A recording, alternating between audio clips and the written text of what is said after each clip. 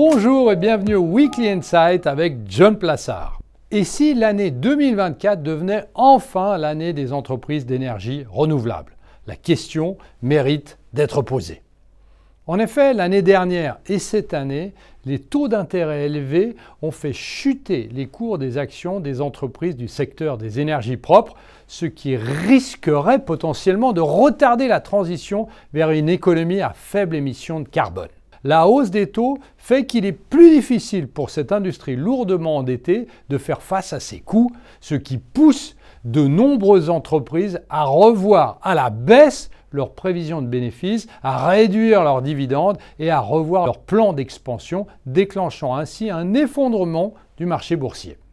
La question de savoir combien de temps ces industries critiques pour le climat resteront dans le marasme reste ouverte, car les banques centrales ne semblent pas aujourd'hui pressées de réduire leur taux d'intérêt.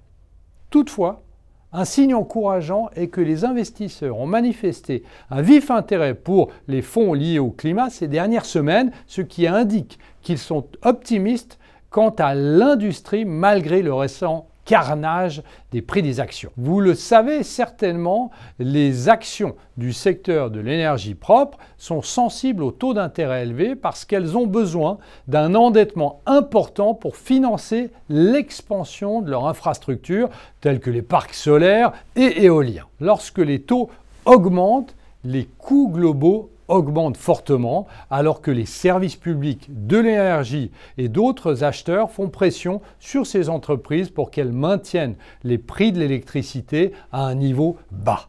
Contrairement au secteur du pétrole et gazier qui peut augmenter la production de carburant en forant les réserves existantes, les entreprises d'énergie propre doivent emprunter massivement pour se développer. Le ratio d'endettement du secteur des énergies propres est de 3,8 fois la dette par rapport aux bénéfices sur 12 mois, soit près de 4 fois plus que le ratio de 1,1 des grandes entreprises pétrolières et gazières. Mais cela pourrait bientôt changer au fur et à mesure que les anticipations de baisse de taux feront place en Europe et aux États-Unis.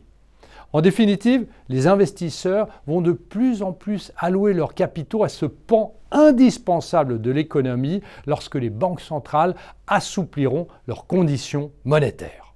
N'hésitez surtout pas à nous dire si vous souhaitez plus d'informations sur ce sujet crucial. Merci beaucoup et passez une très bonne semaine.